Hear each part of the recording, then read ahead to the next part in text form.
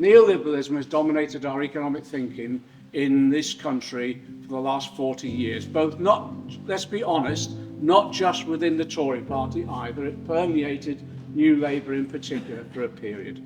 What that, the element of neoliberalism that we're seeing evidenced at the moment, the reaction to it, is obviously the suppression of wages by the undermining of trade union rights. Smash the miners in the 80s, introduce anti-trade union legislation time and time again to ensure that working people no longer have a voice. The result of that, and we need to explain this to people, the result is that for the first time really since the Second World War, more of the wealth that's being created by working people is now going to capital and shareholders than it is to wage earners. That's the simple fact of it. The situation is, the reason people are coming out on strike is because we've had 12 years of pay freezes and pay cuts. The OBR, the Office of Budget Responsibility, so it's the government's own arm that it relies upon for independent assessment, has basically said we're still below the level of wages for 2007, that we will, at the government's current strategy or the current strategic plan, and their assessment of the impact of that on the economy means that wages won't reach the level of 2007 again until 2027, 2028. That's 21 years of pay cuts and pay freezes. The result, 14.5 million people living in poverty, 5 million children in poverty, 70% of those children in households where someone's at work. So wages being depressed is forcing people into poverty. But it's interesting, we had this debate in Parliament the other day, not many people participated in it, but I said, look, when you do an assessment of how people are faring in the economy, I always use housing as the canary in the mine. Because when people budget, they usually prioritise keeping a roof over their heads, first of all. Last year, increase of 500% in the number of repossession orders being issued by mortgage companies. Landlords, 168% increase in the number of possession orders coming from landlords. That means that people were so on the edge, they're losing their homes. The government now is basically forcing us into a recession. We're there already. The Bank of England increases interest rates. The government introduces austerity measures. What does that do? Reduces demand in the economy, and the recession we're in already gets deepened and lengthened. And as a result of that, those people who are on the edge because they've had their wages frozen for 12 years, those ones that are on the edge no longer have the financial resilience, so they tip over. That's when you start getting the repossession. That's when, exactly as John has said, you have people living in absolute poverty where they can't even keep themselves warm. And as Laura said, we're in the renewal of poverty now on this scale. And I think we should explain to people, it's on a scale that we most probably haven't seen since the 30s. And I don't say that lightly because it's not if you look at what the UN rapporteur on poverty said, he said that we've now got people in this country, maybe 2 million, in destitution. Destitution is defined as not having the basic raw materials to survive. That's the situation we're in. So what's the reaction? Well, people have said, exactly as we've said on platform after platform, we've now got millions of people who are saying we've had enough, we can't take it anymore, so therefore somehow we've got to resist and fight back.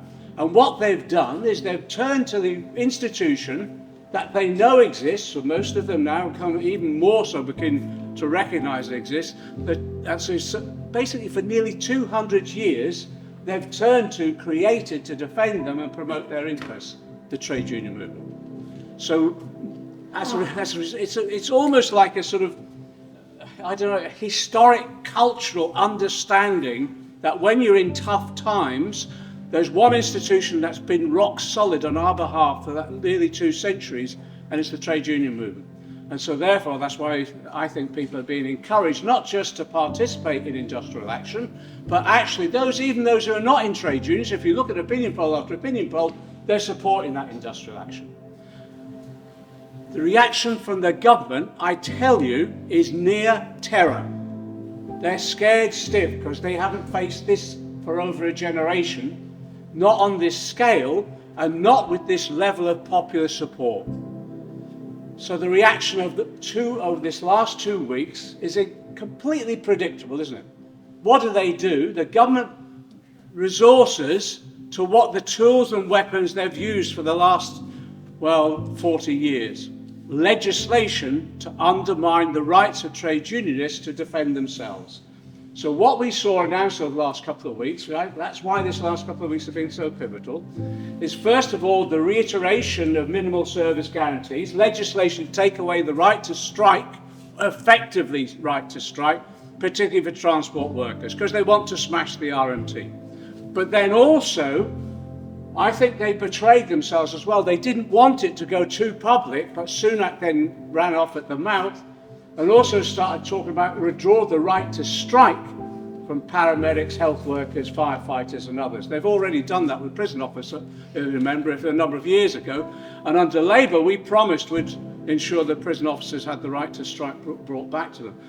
Sunak pulled back from that statement gradually over about 3 or 4 days, but that's on the agenda. We think the legislation on the minimal service guarantees will be brought forward sometime in the second week in January, I think John was looking at. So that means, a trade union like RMT will say, you can go on strike, but you have to keep the trains running. There's a contradiction here, can you see that? And what they'll then do is, if the union gets in any way interferes in maintaining a minimal service, you know what will happen. It'll be the same as they do with the miners, requisition of their funds. And I think actually they'll take legal action against trade union leaders as well. And I wouldn't be surprised if they start introducing criminal offences as a result of that. That's what we're facing. So our job, you're all cadres, you're all activists here. Our job is to explain to people now, that's what's on the agenda. This isn't just individual disputes now. This is an attack on the whole of the trade union movement, and it's an attack on the fundamental human right to be able to withdraw your labour. Adrian in the corner there what's the title of Keith Ewing's and John Henry's new booklet? Workers' Rights at the Time of Right. That's one of the most significant booklets that's been published in this last year. Read it. It gives a really good history of how we've got here, and it links the economics with the actual legislative attack on trade unionism. And then it looks at where we should go from here. What happened last week is that when there was the business conference that Labour organised, sponsored by various businesses, etc., 4 times, Keir Starmer and Rachel Reeves were asked, if the Tories introduce this legislation, will you repeal it? And there was no answer. So what we did, I put on the WhatsApp group, the PLP WhatsApp group, the Good Work WhatsApp group is called. I put on there, this must be misreported. This can't be accurate. So can we have a statement saying very clearly our position? Justin Matters, to give him his due, and said, no, it isn't our position. And I said, well, Justin, we need a statement. And Louise Haig then put out a statement herself. I want that statement from the leader of the Labour Party to say we will repeal this legislation. But I'm not trying to set anyone up here or anything like that. I'm trying to say very clearly, working people out there want to know whose side you're on, because when the next general election comes, they'll be asking, where were you when we needed you? So I think we've got to reassure them with the Labour Party, yes, they've turned to the trade union movement first of all, but they've also got to recognise the Labour Party should stand ready to support them in this struggle. Because if they introduce that legislation, this goes well beyond anything we've seen before. Anything. And if they get the minimal service guarantee, the next step will be the banning of individual unions from taking any form of strike action whatsoever. That's how key this last fortnight is. Second issue this last fortnight, John's raised it. 2 things have happened.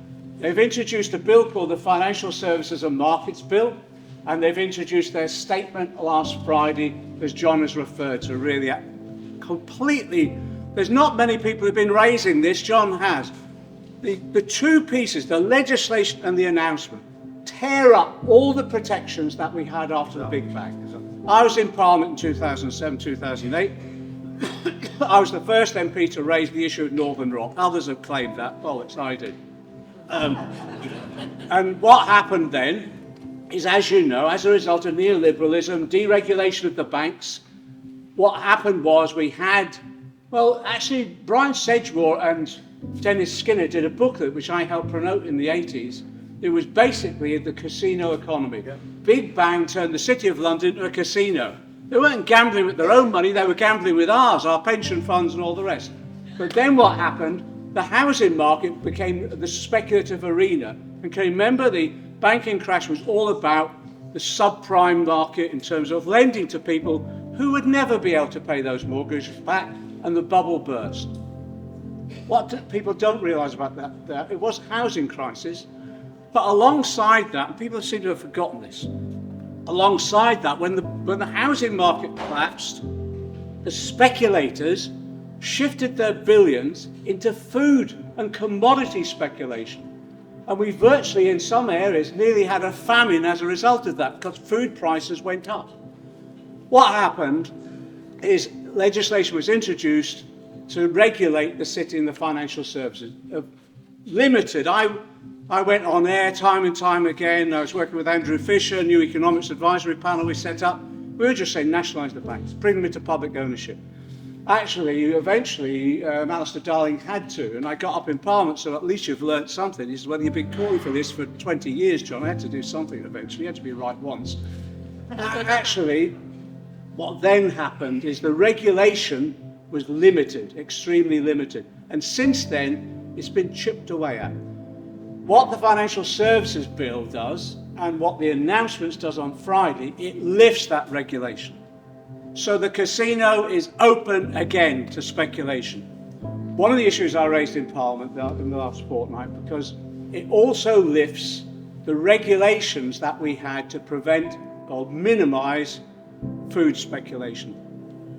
What happened after the banking crash is we set limits to how much of a particular commodities people could speculate in. They were called position limits. That's gone. They've lifted those completely. And they're saying, no, we haven't. What we've done, if we've simply passed the ability to regulate back to the traders themselves.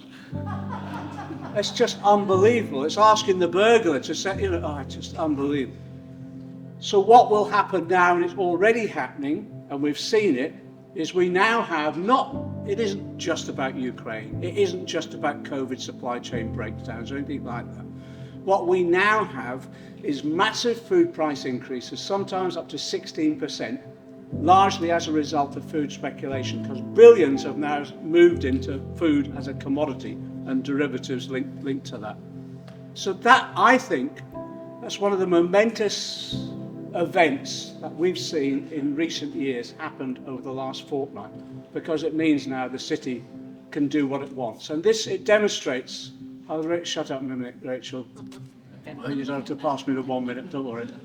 But what this demonstrates is how this Tory government is effectively corporate captured by finance capital and is the party of finance capital. What Labour did is there were some amendments to the finance bill, limited. I supported them, but they're limited. But they welcomed the bill. That's the first thing. And on Friday, the statement that Labour put out was criticising the announcement, saying it was a race to the bottom. I welcomed that, but it goes nowhere near enough to recognise the seriousness of the threat that there is, not just to our financial system and all the rest, but to our whole economy, but especially to working class people within that economy. Because it means that they'll start speculating again, and you know what will happen. It might not happen immediately, it might take a few years, but there'll be another bubble, there'll be another crisis, another crash, and who do you think they'll come to pay for it this time round again? It'll be more years of austerity forced upon working people. So on those two issues, I think what we've got to do, our job today, is to discuss a shared understanding of what's happening, how do we explain that to people, and then how do we resist it? At the moment, the primary force of resistance is the trade union movement. So that's why I say it to every Labour MP. The job of a Labour MP is to represent working class people in Parliament, but to represent them on the picket lines as well. And that's where we need to be, in every picket line possible, in every act of solidarity that we can make towards our trade union comrades who are in struggle, and it's coming. Over 1 million people in struggle. But then secondly, we have to have this debate within the Labour Party as well, because we've got to try and get a shared understanding of the momentous events that are now facing us as a party, and that we cannot expect to win the next election by default just because the Tories are unpopular. We've got to win it by demonstrating we understand the society in which we work in, and how we can transform it in the interests of working people. And it's all as a result of the work that we can do together intellectually and physically in terms of forms of resistance in solidarity. Solidarity.